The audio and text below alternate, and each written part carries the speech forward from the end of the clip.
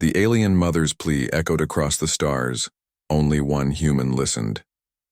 The spaceport of Station Veritas was a constant hum of activity, a floating metropolis orbiting the fractured moons of Ilion 3, its glass-paneled walkways thrumming with the footsteps of thousands, traders, smugglers, diplomats, and drifters from every known species crisscrossing its decks in an unending river of motion. But on that particular day, among the market, stalls smelling of sizzling synth meat and ozone-charged engine oil, a single voice rose above the noise, cracked and frantic, shattering the rhythm of the crowd like a dropped glass vase. "Please, my child, she's dying." The voice belonged to Aria, a mother of the Drevi people, her skin a silken lavender sheen glistening with sweat, her long fingers trembling as she clutched a limp bundle wrapped in a threadbare shawl against her chest. Her daughter, Maëlle, no older than 3 Earth years by human reckoning, whimpered weakly, her eyes fluttering, her body slick with fever sweat, as her temperature climbed dangerously high. Uriah stumbled from one passerby to another, her words broken in a language not quite fluent, thick with desperation. "Fever root. She needs it, please. Her body is burning." But the station's residents, mostly human, some mech-born, a few reptilian merchants, turned their heads, adjusted their routes, quickened their pace to avoid her outstretched hand, their eyes sliding past her as though she were a malfunctioning cleaning drone or a spilled tray of rations, a problem best left for someone else to handle. A medic glanced her way from across the plaza, frowned, then looked down at his comm unit, tapping away as if she hadn't spoken at all. 2 security officers in pale blue armor leaned against a bulkhead nearby, watching, unmoved, one of them muttering, "Damn illegals," and shaking his head before returning to a conversation about weekend rotations. Aria fell to her knees, on the cold metal floor, ignoring the grime that clung to her robes, the vibration of the engines deep beneath the plating.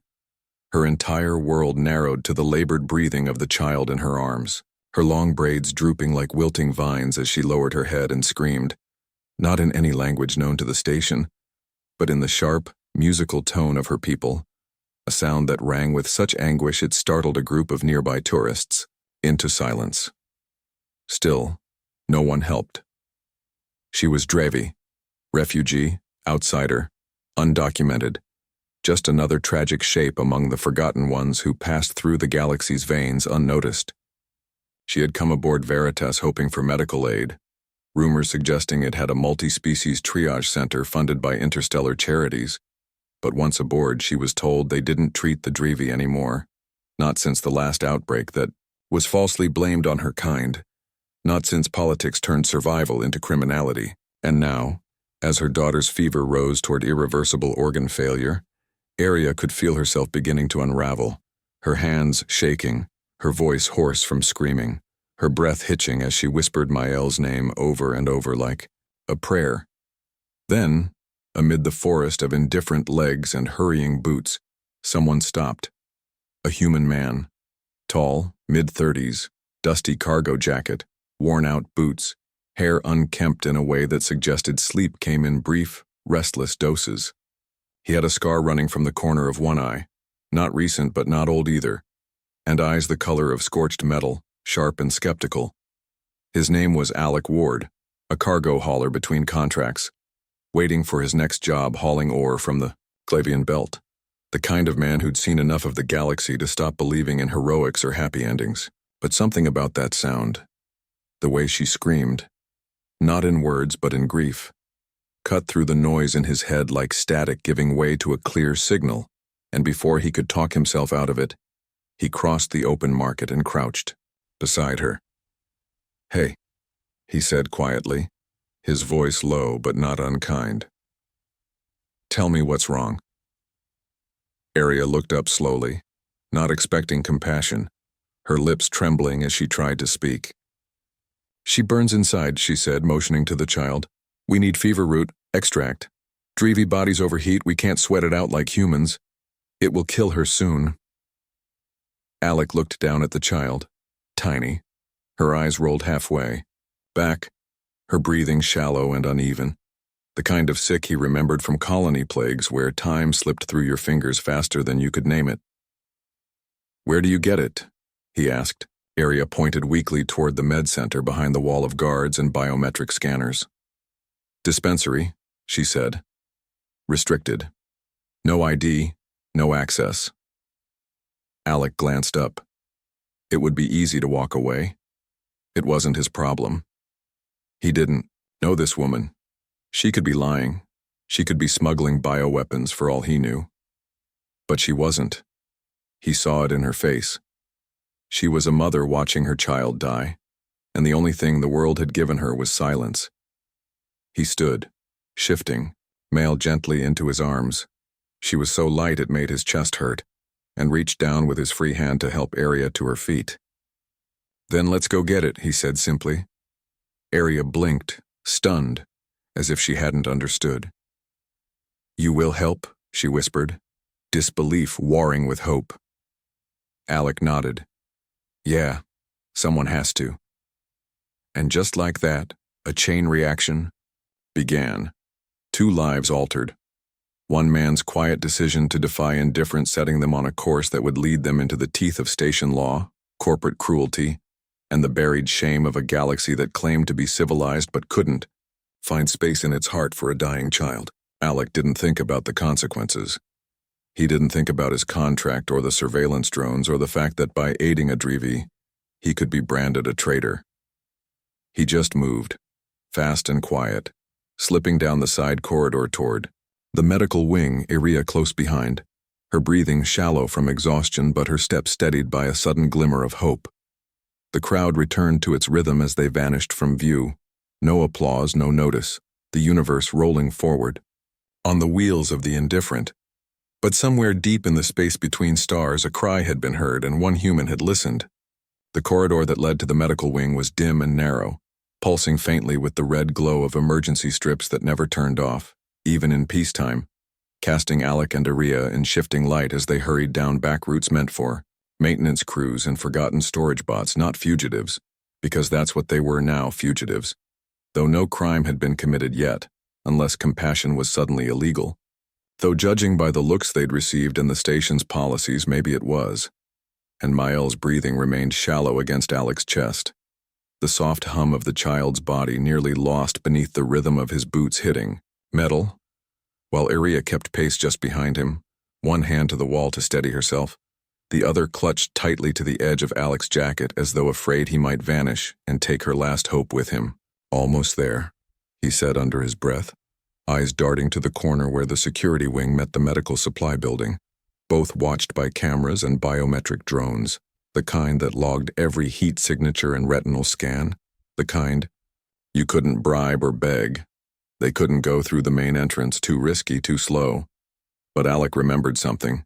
Years ago, he'd hauled classified crates to this very wing, and he'd seen a back entrance, an old security bypass door for cargo drops that rarely got updated. If it hadn't been sealed since, he might be able to get them through. They rounded a bend, and there it was. A dull gray panel behind stacked crates half covered in dust and grime, with a keypad Alec hoped was still using the code he bought from a hacker he once shared a prison cell with. He handed Mael carefully back to Arya, then dropped to one knee, wiped the grime from the pad, and entered the 6-digit code. 147982. Nothing. He tried again. Still nothing. Arya began to cry softly, not from fear, but exhaustion. And Alec, suddenly furious, slammed his fist against the panel, gritting his teeth before trying one last sequence. 789314. A beep. A flicker. Then the door hissed open an inch. Alec exhaled. They slipped inside. The hallway on the other side was dark and cold, lit only by flickering fluorescent lights and the occasional chirp of nearby consoles going unused. The medical dispensary was at the far end behind a glass wall, sealed with a digital ID gate and a biometric scanner. Alec looked at the systems. This part he didn't have a code for, but he could override it manually if he had 30 seconds and a little luck. He motioned for Arya to crouch with Mael behind a stack of crates while he worked, pulling out a data spike from his boot. An illegal tool, sure, but nothing too dangerous. Just enough to ping the system into maintenance mode. As he worked, wires sparking and console lights shifting from blue to amber. Arya whispered something in Drevi under her breath, rhythmic and melodic. A prayer, maybe. Or a lullaby. And Alec couldn't help but glance at her, seeing not just an alien mother, but a mother terrified, determined, enduring something no parent should. She was shaking. Not from fear now, but from hope. Like it was too heavy to carry.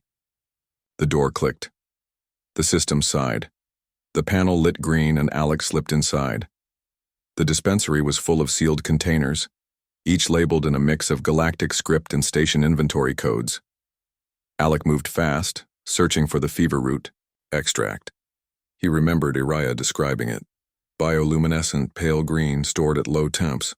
He scanned shelf after shelf until finally, tucked in a corner beneath immune suppressants, he found it. A vial glowing faintly with a gentle green light, as if it carried the life of a small star. He grabbed it, but as he turned, he froze. A voice barked from behind. "Put it down now." A station guard, young, full of the kind of conviction that came with new armor and a need to impress. His weapon was drawn, aimed directly at Alec's head. "Hands where I can see them. You're under arrest for unauthorized access and theft of medical property." Alec didn't move. "She's dying," he said, gesturing toward the hall, where Arya hid. "She's a child, we just need this, then we'll go." The guard sneered. "Let her die, then. We don't treat their kind." The words hit Alec like ice. Let her die, then. So casual. So certain. A policy turned execution order. Something in Alec snapped. He threw the vial high into the air, and when the guard's eyes followed it instinctively, Alec surged forward, slammed his shoulder into the man's gut, and tackled him into the wall. The guard struggled, reaching for the weapon, but Alec was faster. Years of off-world brawling, of fighting for scraps in space, took over. One clean punch, then another. The guard slumped unconscious. Alec caught the vial mid-air as it fell, then sprinted back to Arya, heart pounding like an engine pushed too far. "We don't have much time," he said breathlessly, handing her the vial. She cradled it like treasure, her fingers trembling, as she twisted the cap and gently, carefully dropped the glowing liquid into Miles' mouth, a few drops at a time. The child stirred. Her limbs twitched. Her chest jerked with a shallow cough. Then again, and again. Arya gasped. "She breathes." Alec leaned back against the wall, blood pounding in his ears. For a moment, all the alarms in the world couldn't drown out that one sound, the faint, wheezy breath of a life pulled back from the edge. But they were coming. Alec heard the clatter of boots on metal, the buzz of the comm system activating with a bounty alert. Human male, aiding an illegal Drevi, medical theft confirmed, arrest or neutralize. Arya looked at him in panic. "We cannot run," she said, voice tight. Alec nodded. "We hide, just for now." He led her down a side maintenance hatch, one he'd used once during a hull breach years ago, into the bowels of the station, where coolant pipes steamed and the lights flickered like dying stars. The heat was thick. The air smelled like metal and old oil. But it was shelter. Alec laid down an old thermal blanket from his bag, helped Arya rest against the wall, and knelt beside her, watching Mael's tiny chest rise and fall more steadily now. She would live. For now. "Why did you help?" Arya asked suddenly, her voice small in the dark. Alec was quiet for a moment. "Because I've seen people walk away too many times. I didn't want to be one of them again." Arya looked at him, eyes shimmering. "You risked everything." Alec didn't answer right away. His mind was racing, already planning the next move. They couldn't stay here forever. The guard would wake up. Security footage would identify him. He had, maybe an hour before the bounty became serious. But still, as the steam hissed and the low hum of the station's core echoed through the walls, Alec felt something unfamiliar settle over him. Not fear, not guilt, but a quiet certainty. He'd made the right choice. Somewhere above, the rest of the galaxy spun on, blind and busy, indifferent to the fact that a child had almost died for nothing. But here, hidden in the machinery of that indifference, a mother held her daughter tight and whispered words of love in a language no one cared to understand. And a human man, marked now by law and consequence, sat beside her, knowing that for the first time in years he had done something that mattered. Alec had never known silence to be so loud, not even on long hauls through dead space with nothing but static and old recordings to keep him company. But here, huddled in the belly of Station Veritas with the hum of coolant systems and the occasional rattle of distant boots overhead, silence became a roar in his mind, amplifying every heartbeat, every shallow breath from Mael, every whisper exchanged between mother and child as Iria sang a soft, dreamy lullaby to keep the child calm. Though Alec suspected it was to keep herself sane more than anything else, because the moment they moved again they'd step into a world that now saw them as enemies, not survivors, and the bounty now attached to Alec's ID signature would be pinging across the station's public network, flashing on bounty hunter terminals, drawing eyes like blood in water, and the only thing keeping them safe now was the fact that the underlayers of the station were unmonitored, long forgotten by the higher-ups, regarded as too dangerous or too irrelevant for full surveillance, and Alec cursed under his breath at how easy it was to fall from citizen to criminal, how thin the thread was between respectability and exile. He kept glancing at Mael. Her skin was no longer slick with fever, her tiny frame no longer shaking with each breath, and felt something twist deep in his chest, a strange combination of relief and dread, because now she would live. Yes, but for how long? They couldn't stay here. They couldn't wait to be found. "We need off this station," he murmured, half to himself, half to Aria, who looked up with weary, red-rimmed eyes, her exhaustion painted into every line of her face. "I know a shipyard, Sector K, near the rim of the station, mostly automated. If we can get there, I might be able to hotwire a skiff, or bluff a launch pass if I can access the old cargo manifest system." Aria nodded without hesitation. "We go," she said simply, clutching Mael tightly, her gaze already scanning the darkness ahead. Alec helped her up, gave her the last of his water ration, then took point again, moving with the quiet confidence of someone who'd lived in places like this, who understood the rules of the unwanted. Stay low, stay quick, stay invisible. They moved through narrow maintenance tunnels and abandoned passageways filled with old repair bots and rusting tools, bypassing working sectors where the sounds of daily life carried on.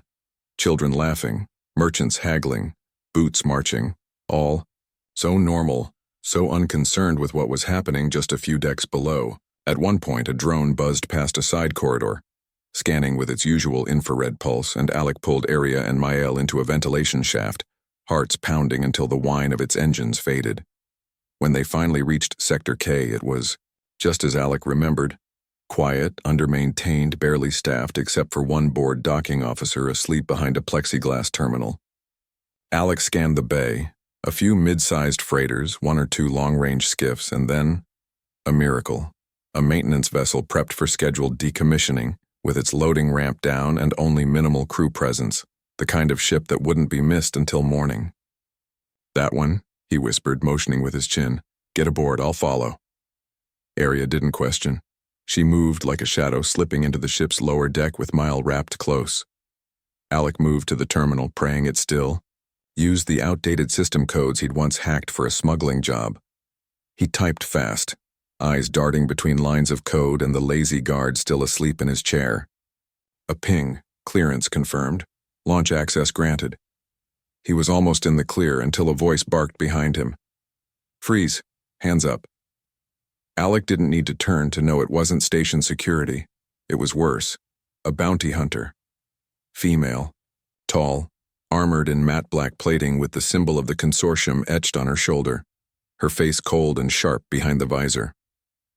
"Alec Ward," she said, voice flat. "You are charged with theft, aiding an undocumented alien, and assaulting a security officer. Step away from the terminal." Alec didn't move. "There's a child. She's safe now. Just let them go." The hunter's head tilted slightly as though amused. "You think this is a mercy game? You made your choice. Now you pay." Alec knew he couldn't take her in a fight. She had the tech, the armor, the authority. But she didn't know where Araya was. She didn't know Mile had already boarded. If he stalled her, just a little, maybe they'd get away. "What's the bounty?" he asked suddenly. She frowned. 15,000. "That's it?" he said with a scoff. "I saved a life. Thought I'd be worth more." She raised her weapon. Enough. But before she could fire, a sharp clang echoed from the loading bay. Iria, somehow finding the ship's external cargo winch, had triggered it, sending a cascade of crates toppling onto the floor, a loud, chaotic crash that made the hunter flinch just long enough for Alec to dive behind the terminal. Shots rang out, burning holes into the metal walls. But Alec was moving, rolling, sprinting, weaving between shipping containers until he reached the ramp and slammed his fist into the control panel. The ramp began to rise. The hunter cursed, sprinting toward the ship, but Alec was faster. He dove inside just as the doors sealed shut, locking out the world and its fury behind layers of steel. "Go!" he shouted, scrambling into the pilot seat. Aria handed him Mael, who was still breathing, eyes fluttering now with signs of full consciousness. She opened her eyes. Aria whispered, as though afraid to speak it too loudly. Alec couldn't help the small, fierce smile that crossed his face. "Then let's make sure she keeps them open." He punched the launch sequence, overriding the flight protocols, fingers dancing over the controls like he was born in that chair. The engines roared to life. The bay alarms screamed. Outside, the bounty hunter shouted for override codes, but Alec was already lifting off, maneuvering the ship through the narrow docking gate and out into open space, past satellite beacons and customs drones. They didn't pursue. Not yet. Maybe they didn't expect him to get far. Maybe they were scrambling ships now. But in that moment, they were free. Truly, dizzyingly free. And Alec leaned back in the seat, heart still hammering, hands shaking as he exhaled. Iria stood behind him, cradling Mile like the most precious thing in the galaxy. "Where do we go now?" she asked softly. Alec didn't know. The galaxy was wide. His name was now flagged. But there were places. The outer reach, the wastelands, colonies off the grid. Dangerous, yes, but better than a station that had tried to let a child die. "We find somewhere no one's watching," he said finally. "Somewhere she can grow. Up." Aria nodded, her voice breaking. "She will know what you did, who you are." Alec looked at her, then at Mael, whose eyes now met his, tired, glassy, but alive. "No," he said. "She doesn't need to know my name, just that someone listened." The stars outside the ship window looked as vast as they always did, their lights twinkling with the same indifferent beauty they had held since the beginning of time. And yet, for Alec, for Iria, and for Mael, they felt different now. The universe was no longer a vast, cold place of endless struggle. It had changed, had shrunk to the confines of the tiny cockpit they now occupied, the faint hum of the engines their only companion. It had been days since they'd left the station, days spent floating in the black expanse of space, keeping their heads low and their presence even lower. Alec kept the ship on a course that took them far away from any major stations, avoiding populated systems and keeping out of range of bounty hunter flags, the pulsing beacon of his identity, a constant reminder that they were far from safe. They'd spent the first few days just keeping watch, ensuring they weren't followed, waiting until the likelihood of being found became almost negligible. It was a silent kind of life. Aria kept to herself mostly, caring for Mael in the back of the ship, while Alec maintained the ship's systems and scanned the comms for any sign of danger. Mael's health had improved dramatically, her body no longer shivering, her fever gone, her skin no longer the ashen gray of someone who had teetered on the edge of death. But the physical recovery was only part of it. Aria had told Alec, in quiet moments when she was sure Mael was asleep, that Mael had begun to speak again in the Dravi tongue, her small voice carrying the weight of someone trying to piece together a world that had cracked apart. It was the first sign of healing. Alec's gaze would occasionally drift to Aria as she cared for her daughter, her movements so tender and familiar, as though she were the only one in the universe who mattered. It made Alec wonder how long it would take for the fear in Aria's eyes to fade, how long it would take for her to stop looking over her shoulder, to stop believing that the past was only a breath away, waiting to drag them back into the shadows. But for now they were safe. For now the silence that stretched between them was peaceful, not oppressive. They didn't need to speak every day, didn't need to exchange words to understand each other. Alec knew that Aria would never forget what he had done, that the moment Miles' life had hung by a thread, Alec had done what no one else would. He had listened. And that was something rare, something not often found in the vast, tangled web of the universe, where cruelty and apathy, more often than not, overshadowed kindness. He could feel the weight of that choice, of that moment when he had stepped out of the shadows of indifference to act. It had cost him, and it would continue to cost him. He couldn't go back to his old life. The man who had pulled the lever on his past was no longer someone he recognized. But there was something else, something worth the price.